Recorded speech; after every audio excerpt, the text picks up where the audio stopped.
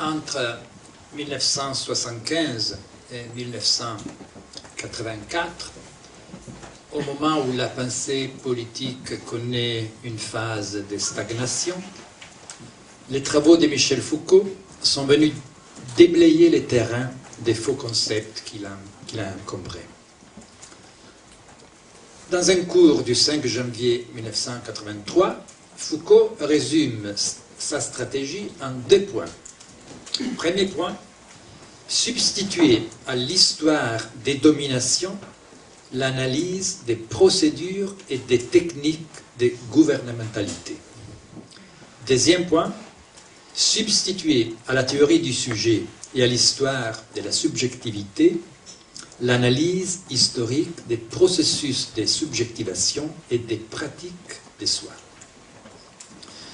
Donc, il est clair, abandon des universaux vides qui monopolisaient l'attention des théoriciens de la politique, la loi, la souveraineté, la volonté générale, etc., au profit d'une analyse détaillée des pratiques et des dispositifs gouvernementaux. Donc, on le sait, plus de pouvoir comme une hypostase séparée, mais des relations des pouvoirs, plus des sujets en position fondatrice ou transcendantale, mais une analyse ponctuelle des pratiques et des processus de subjectivation.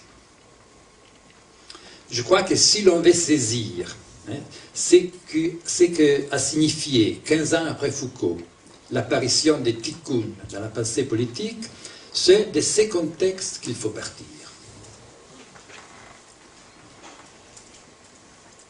S'il y avait chez Foucault, on l'a vu, un abandon sans réserve de toute perspective anthropologique, cependant, au croisement entre les techniques des gouvernements et les processus de subjectivation, la place restait peut-être vide.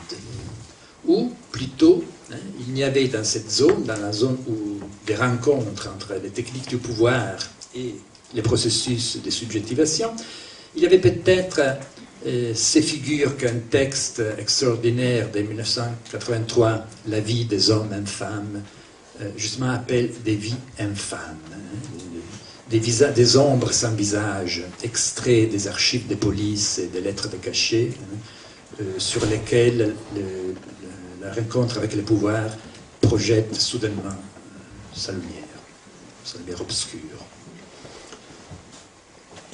Je crois que la nouveauté des tikkun est qu'il opère, par contre, à la fois une radicalisation et un nouage de 2 stratégies, l'analyse des techniques de gouvernement et les processus de subjectivation, qui, chez Foucault, restaient peut-être, n'avaient pas trouvé peut-être leur point de jonction.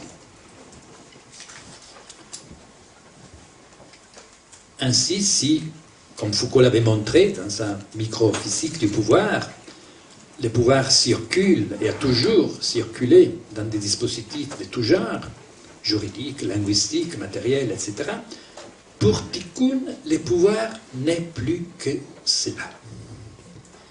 Il ne se dresse plus en face de la société civile et à la vie comme une hypostase souveraine, il coïncide entièrement avec la société et la vie. Le pouvoir n'a plus de centre, il n'est qu'une immense accumulation de dispositifs dans lesquels viennent se prendre les sujets, ou plutôt, comme aurait dit Foucault, les processus de subjectivation.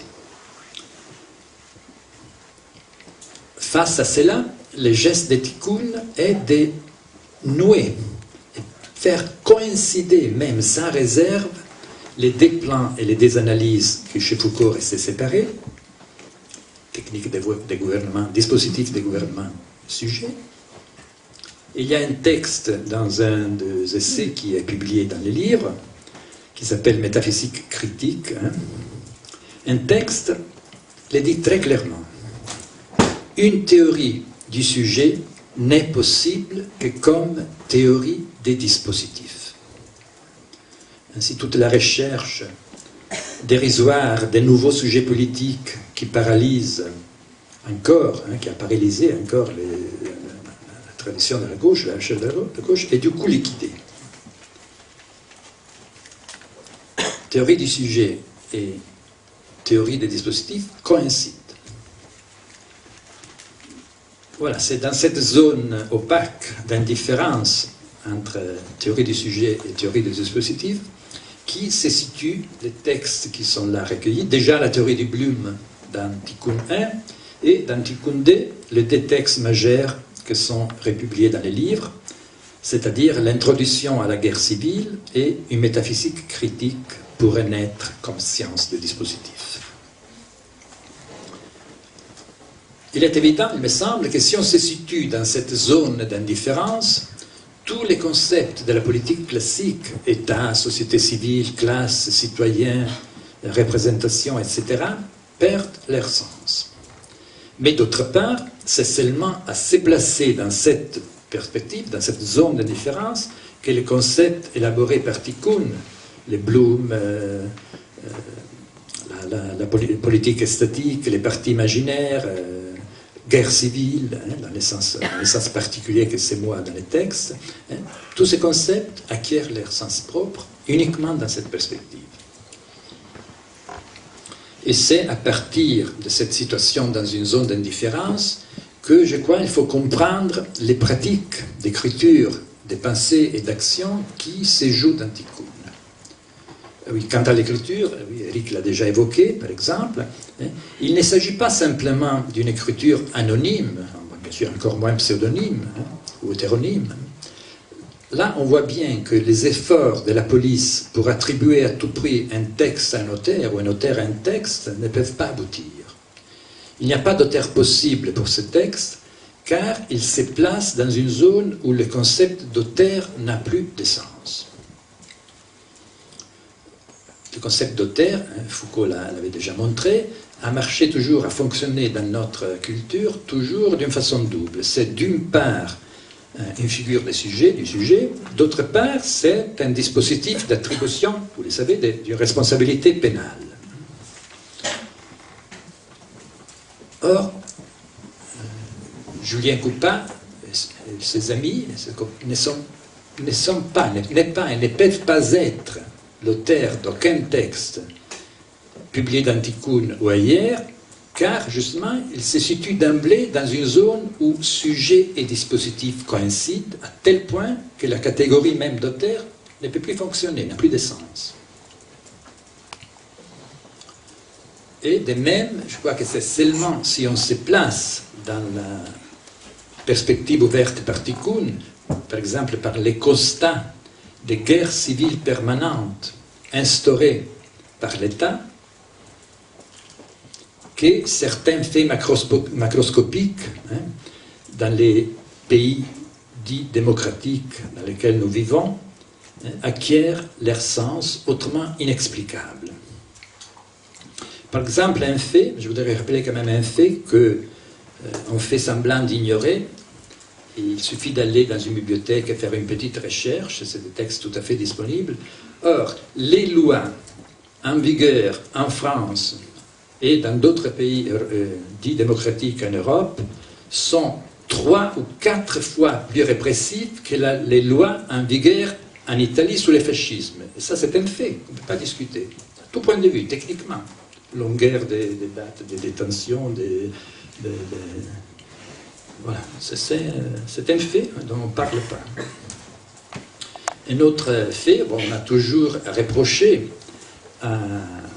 aux sociétés, aux États totalitaires, l'institution de tribunaux spéciaux.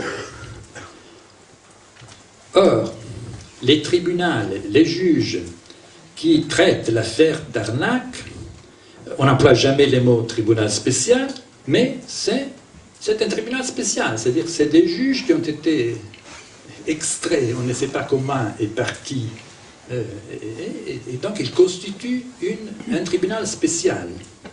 Or, vous savez que par définition, un tribunal spécial est destitué de toute légitimité, car un tribunal spécial porte atteinte au principe d'égalité des individus devant la loi et aussi au principe de la défense de soustraire un individu à son juge naturel. Donc vous voyez, au point de vue du droit, des principes des droits de notre société, c'est destituer de toute légitimité, tout simplement. Et ça, on l'a dit assez. On accepte qu'il y ait des tribunaux spéciaux, mais on reproche à l'Italie fasciste, à l'Allemagne nazie, d'avoir institué des tribunaux spéciaux. Et je crois que c'est toujours dans cette perspective qu'il faut qu'il y ait une perspective de ce que Tikkun appelle la guerre civile, qui est en cours. C'est toujours dans cette perspective que devient compréhensible l'extension, vous savez, à toute la population, des mesures biométriques qui avaient été conçues au début pour les criminels récidifs. Vous savez que tout citoyen français, bientôt, aura une carte d'identité avec les données biométriques. Voilà. Ça, c'est des choses qui ont été conçues pour les criminels. Donc, tout citoyen est traité comme un criminel ou un terroriste potentiel, en puissance. Donc, si tout homme est pour l'État un criminel ou un terroriste en puissance, on ne doit pas s'étonner que ceux qui refusent de se soumettre ou dénoncent cette chose soient traités justement en terroristes. Là, je voudrais conclure en rappelant une histoire qui m'avait été contée par un ami, un grand ami à moi, qui était José Bergamín et qui était donc dans la guerre civile en Espagne en 1936. Et on l'avait envoyé, lui, c'était un poète, un intellectuel, avec un autre poète, Raphaël Alberti, on l'avait envoyé, le gouvernement républicain l'avait envoyé aux États-Unis pour essayer d'avoir un certain soutien du gouvernement américain, mais ils avaient été bloqués à l'entrée par la police, qui avait commencé des interrogatoires sans fin, en les accusant d'être communistes. Et après 10 heures d'interrogatoire, on ne les a pas laissés entrer, bien sûr, après 10 heures d'interrogatoire continuel, mon ami José Bergamín m'a raconté qu'il avait dit « Écoutez, je ne suis pas et je n'ai jamais été communiste, mais ce que vous croyez qu'un communiste soit, c'est là que je le suis. » Et je crois qu'il faudrait dire de même, là, nous ne sommes pas, et nous ne serons jamais des terroristes, mais ce que vous croyez peut-être qu'un terroriste soit, c'est là, nous le sommes.